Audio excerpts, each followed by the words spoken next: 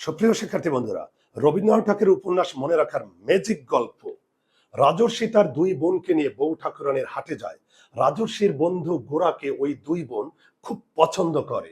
গোরা এই সুযোগে ওই দুই বোনের সঙ্গে ঘরে বাইরে যোগাযোগ রক্ষা করে। এ নিয়ে সমাজের মানুষ চতুর্দিকে রঙ্গ করতে থাকে। একদিন গোরার তীরে এসে তরি ডুবে, কারণ গোরা ওই দুই বোনের এক বোন মালঞ্চকে শেষের কবিতা উপন্যাস উপহার দেয়। একথা জানাজানি হলে ওই দুই বোন একে অপরের চোখের বালি হয়ে যায়। একদিন গোরা মালঞ্চকে নিয়ে শুরু করে জীবনের নতুন অধ্যায়।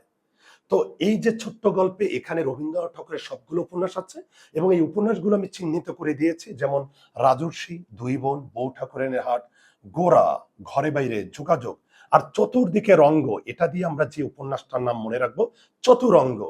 তরি ডুবে, তরি ডুবে মানে নৌকা ডুবে, আর তরি ডুবি দিয়ে যে উপন্যাসটির নাম মনে রাখবো, নৌকা ডুবি।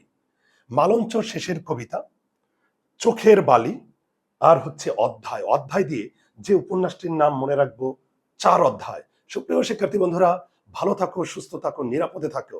আর যদি ভালো লাগে তাহলে আমার পেজ, আমার channel subscribe, follow, like, comment, share করার জন্য বিশেষভাবে অনুরোধ করছি।